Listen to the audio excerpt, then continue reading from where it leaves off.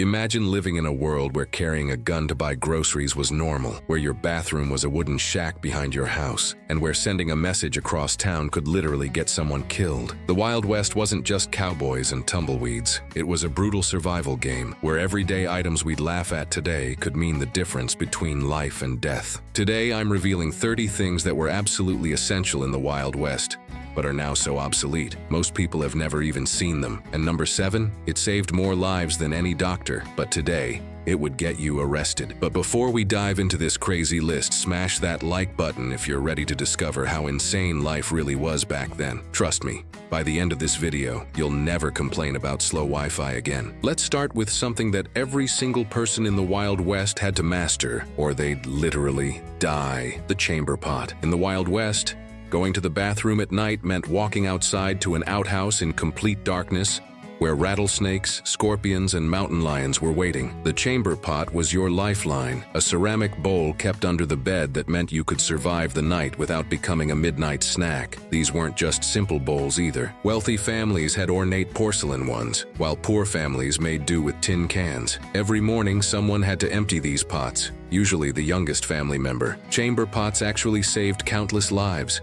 because more people died from nighttime animal attacks while using outhouses than from most diseases. Today we have heated toilet seats that play music. They literally risk death to pee. The hitching post. Every building had these because your horse was literally everything. Your car, motorcycle, Uber, and lifeline all in one. Without a secure place to tie up your horse, you'd come out of the saloon to find your only way home had wandered off into the desert. Horse theft was a hanging offense because stealing someone's horse was essentially murdering them slowly. These hitching posts had to be incredibly strong because horses could panic and try to break free. Towns invested serious money in iron posts that could withstand a 1,000-pound animal having a meltdown. The social etiquette was intense too. Tying your horse to someone else's post without permission could start a gunfight. Today we get road rage over parking spots. Imagine if your car could bite other cars, and you were personally responsible for every scratch. The spittoon. These brass bowls were everywhere because literally everyone chewed tobacco. Not having a spittoon meant floors covered in disgusting brown spit. Saloons had dozens because customers would spit every few minutes,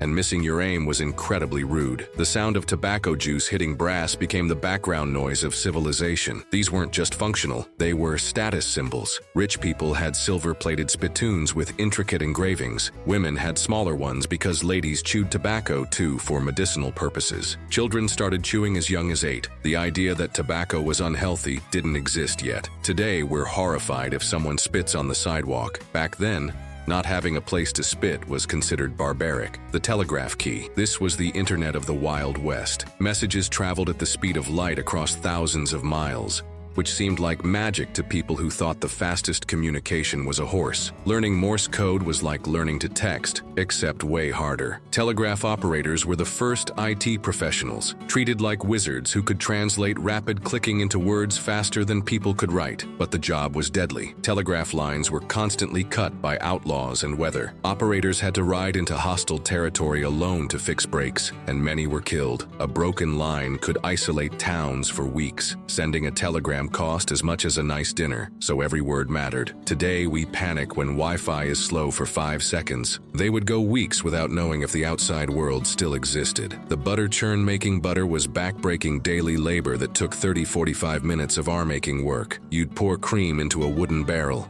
and rhythmically pound a dasher up and down until the cream separated. Your arms would be on fire, your back would ache, and if you stopped too early, you'd start over. Butter was liquid gold, essential for cooking, baking, and preserving food. Running out could mean the difference between nutrition and starvation. Different regions had different churn styles, and wealthy families had mechanical ones operated with foot pedals, which was incredibly luxurious. Butter churning parties were common social events where neighbors helped each other while gossiping. Today, we complain when organic butter costs 50 cents more. They spent hours of painful labor just to have butter at all. The washboard laundry day was an all-day back-breaking event that would destroy modern hands in hours. Women scrubbed clothes against metal-ridged boards until their knuckles bled and backs screamed. The process started before dawn, hauling water from distant wells, heating it in cast iron kettles, then hours of scrubbing with harsh lye soap that burned skin. Good washboards had perfectly sized ridges and specific wood that wouldn't splinter when wet. Women's hands were permanently scarred, backs bent, and arthritis universal by age 40. A single load required more physical effort than most people expend in a week today. Families shared washboards between households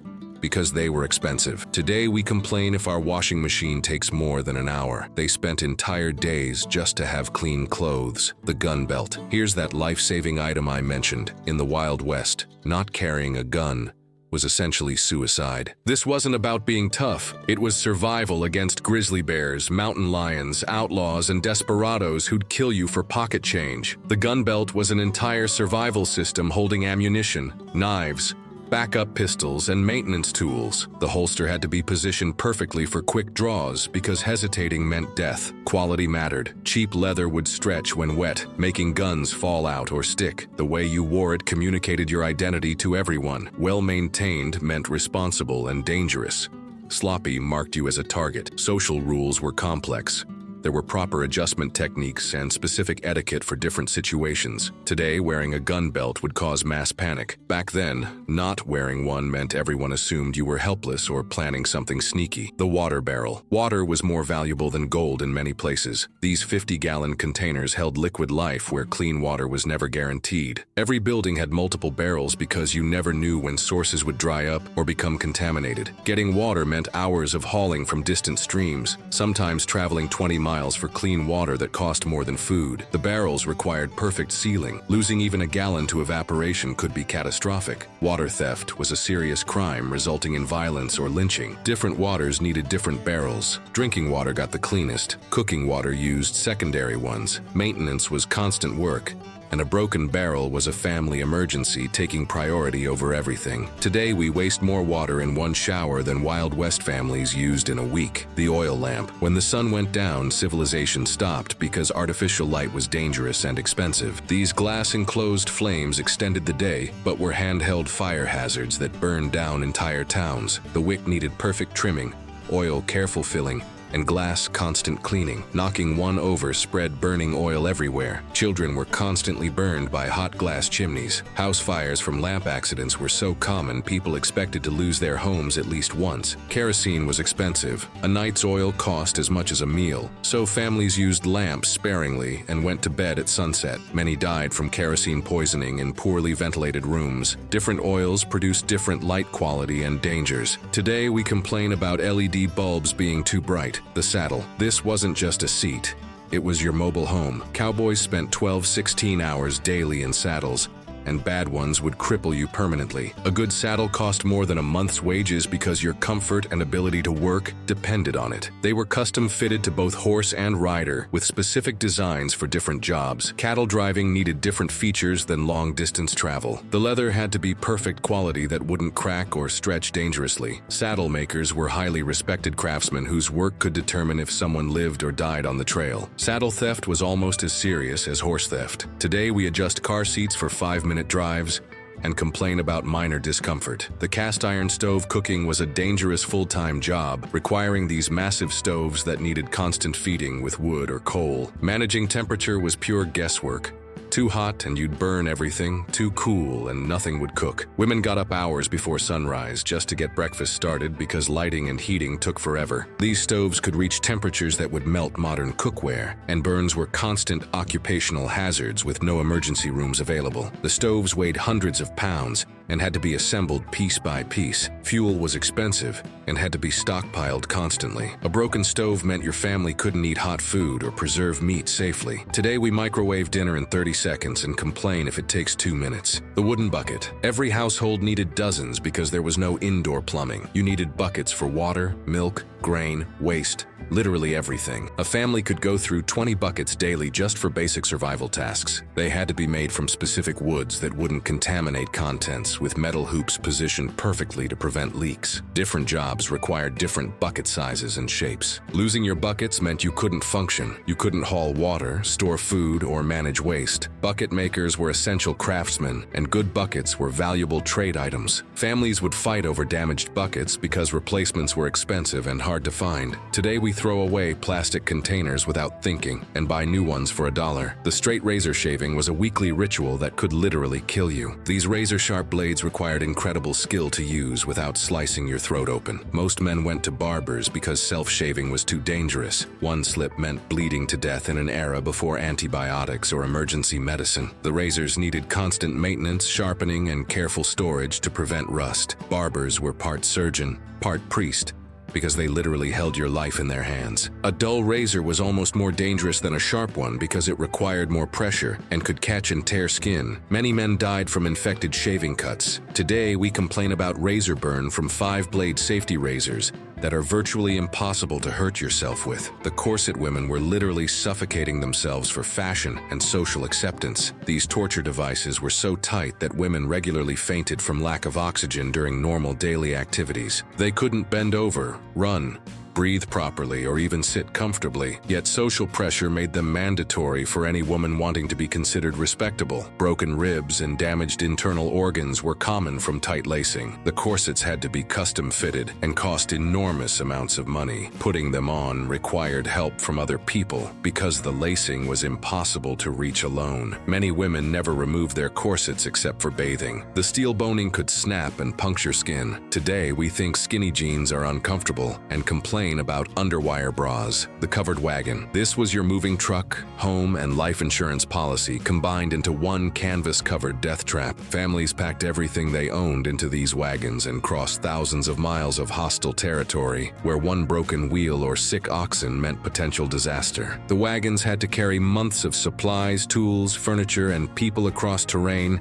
that would challenge modern off-road vehicles. River crossings were especially deadly. Entire families drowned when wagons overturned in swift currents. The canvas covers provided little protection from weather, and storms could destroy everything you owned in minutes. Wagon trains moved at walking speed, covering maybe 15 miles on good days. Today we complain about traffic during 2-hour road trips in climate-controlled vehicles with GPS and roadside assistance. The branding iron. In a world without ID cards or databases, marking your property was the only way to prove ownership. Cattle rustling was a hanging offense because stealing someone's herd meant destroying their entire livelihood and condemning their family to starvation. Every ranch had custom brands heated in open fires and applied to screaming animals. The brands had to be unique, registered with local authorities, and carefully maintained to prevent alterations. Brand inspectors were like federal agents, with authority to examine any livestock and arrest rustlers. Changing or altering brands was considered forgery and could result in lynching. The branding process was dangerous for both animals and humans.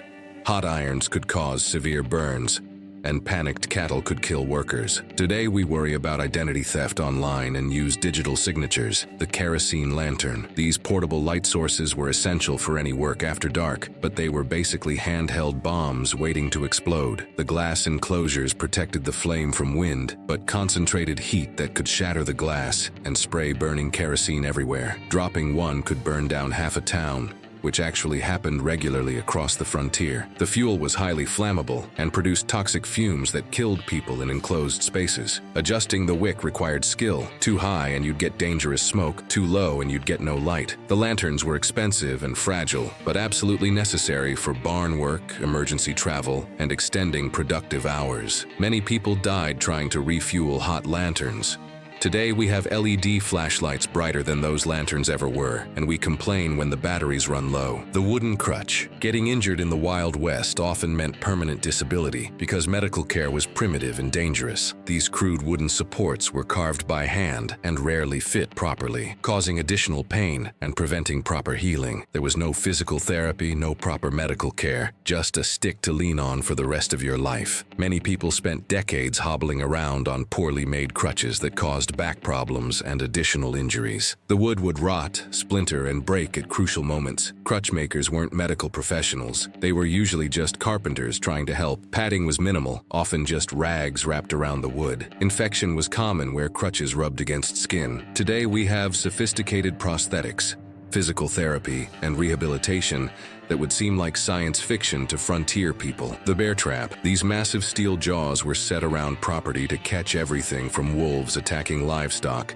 to cattle thieves and claim jumpers. They were so powerful they could snap a man's leg in half, and many innocent people lost limbs to forgotten traps hidden in tall grass. Yet they were necessary protection in a world where predators could destroy your livelihood overnight. The traps weighed 30-40 pounds and required enormous strength to set safely. They had to be camouflaged carefully, but marked somehow so family members wouldn't step on them. Many children were permanently crippled by bear traps they stumbled into while playing. The legal implications were complex. If your trap injured an innocent person, you could face serious consequences. But if it caught a thief, you were a hero. Today, we think home security cameras are invasive surveillance. The wooden coffin death was so common that every town had full-time coffin makers working around the clock. Families expected to lose multiple children to disease, and adults rarely lived past 50 in the harsh frontier conditions. These simple wooden boxes were built quickly because burial needed to happen fast in the desert heat, where bodies decomposed rapidly. Most coffins were plain pine boards,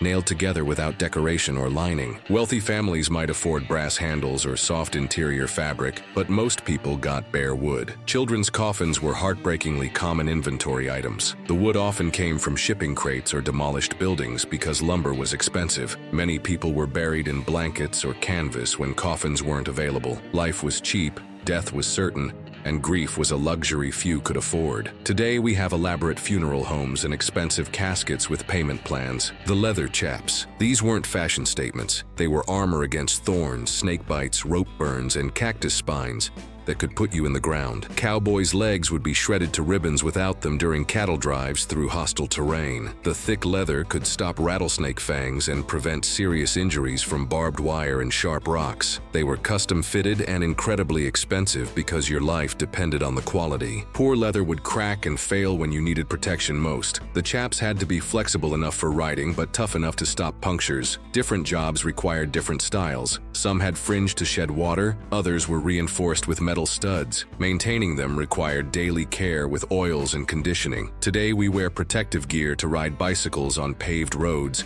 and complain if our pants get snagged on bushes. The hand crank well. Getting water meant back-breaking labor that could take hours of exhausting work just to meet daily needs. These manual pumps required serious muscle power, and a broken well meant your family could die of thirst within days. Children learned to work the crank as soon as they were strong enough because water collection was a family survival priority. The mechanical parts had to be maintained constantly because metal rusted quickly in desert conditions. Drawing enough water for drinking, cooking, cleaning, and animals was a full-time job that never ended. Well, water wasn't guaranteed to be clean or safe. Many wells were contaminated with minerals, bacteria, or even poison from nearby mining operations. Sharing wells required community cooperation and sometimes led to violent disputes over water rights. A dry well meant abandoning your home and starting over somewhere else. Today, we get annoyed when our faucet drips or water pressure is low. The wooden leg splint medical care was basically hope for the best and pray you don't die. Broken bones were set using wooden boards and rope,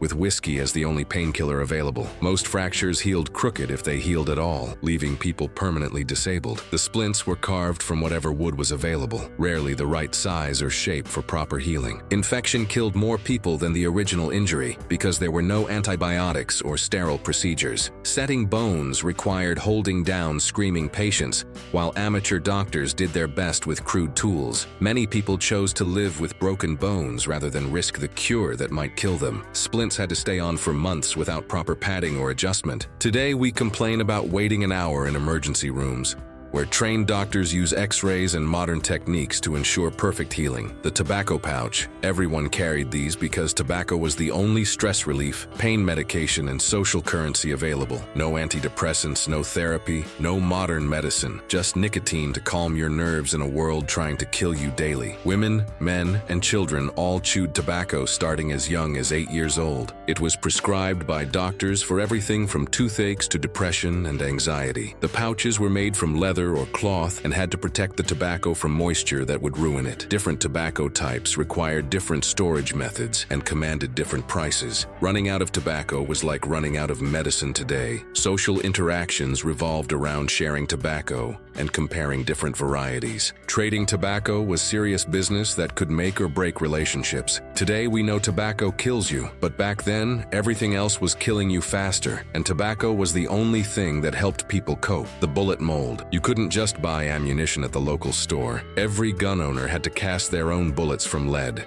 making each shot precious and expensive. Running out of bullets meant defenselessness against animals, outlaws, and hostile situations that could emerge without warning. The ability to make ammunition was literally a survival skill that separated the living from the dead. The molds had to be precisely crafted for specific gun calibers, because the wrong size bullet could jam your weapon or misfire at crucial moments. Lead was expensive and had to be melted over dangerous open fires that could cause severe burns. Each bullet had to be individually cast, cooled, and finished by hand. A skilled person could make maybe 50 bullets in a day of hard work. Defective bullets could explode in your gun and kill you. Today, we complain about ammunition prices but can buy thousands of perfect rounds instantly. The wooden peg leg. Losing a limb was basically a death sentence, but if you somehow survived the trauma and infection, this chunk of wood strapped to your stump was your only option for mobility. There was no physical therapy, no prosthetic fitting, no rehabilitation, just crude carpentry attached to your body with leather straps. The wooden legs were carved by local carpenters who had no medical training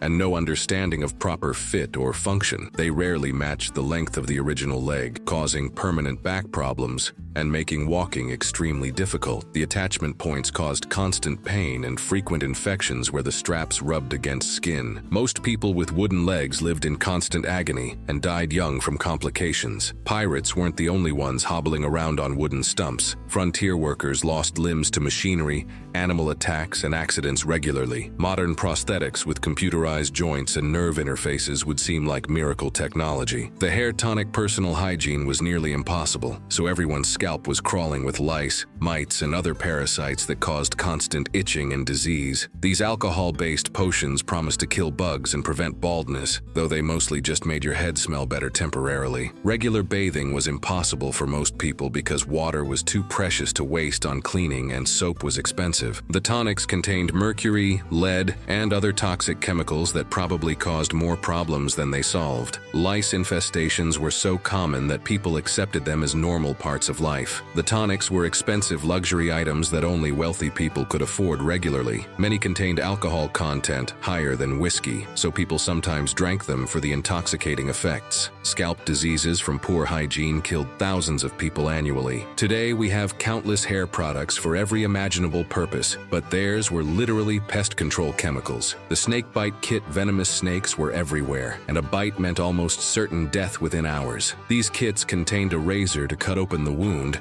and a suction device to extract poison, though they rarely worked and often made injuries worse. The theory was to cut X-shaped incisions over fang marks and suck out venom, but this usually caused more bleeding and infection. Most people died anyway, but having the kit provided psychological comfort in a world full of deadly threats. The razors had to be sharp enough to cut through skin, but were rarely sterile, causing additional infections. Many people bled to death from the cure rather than the snakebite itself. Some kits included tourniquets that, when applied incorrectly, caused gangrene and amputation. The suction devices were crude and ineffective. Today we have anti-venom and helicopter medical evacuation. Back then you just prayed, used your primitive kit, and hoped you'd be the rare person who survived. The whiskey bottle. This wasn't just for drinking. It was your entire pharmacy, medicine cabinet, and emergency medical kit combined into one bottle. Whiskey disinfected wounds, numbed pain during surgery, calmed nerves during trauma, and was often safer to drink than contaminated water. Every household kept multiple bottles for medical emergencies because there were no alternatives. It was anesthesia for amputations, antiseptic for wounds, and antidepressant for psychological trauma. Doctors prescribed whiskey for everything from childbirth to heart problems. The alcohol content had to be high enough to kill bacteria, but low enough that patients didn't die from alcohol poisoning. Different whiskey types were used for different medical purposes. Some bottles were kept specifically for medical use and never consumed recreationally. Many surgical procedures were performed on patients unconscious from alcohol. Today we have entire medicine cabinets full of specialized drugs. They had whiskey and hope, the burial shroud. Most people couldn't afford coffins,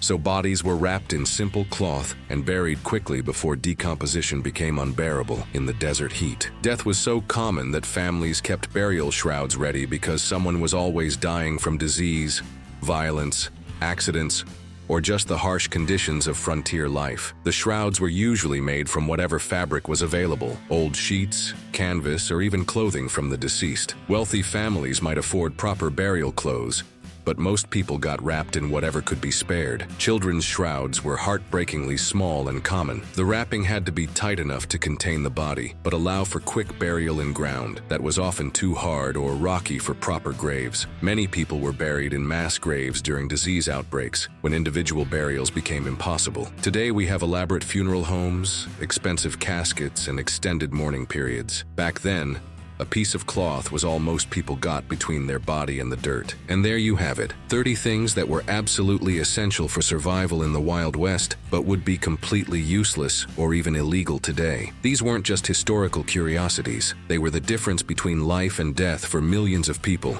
trying to survive in one of the harshest environments humans have ever attempted to settle. Next time you complain about your smartphone battery dying, your coffee taking too long, or your internet being slow, remember that people once died from things we fix with a trip to the hardware store. The Wild West wasn't romantic, it was brutal, dangerous, and unforgiving in ways we can barely imagine today. If this video made you grateful for modern life, smash that like button and subscribe for more eye-opening historical content. Let me know in the comments, which of these Wild West necessities shocked you the most? Would you have survived even a single day in the frontier? I'll see you in the next one.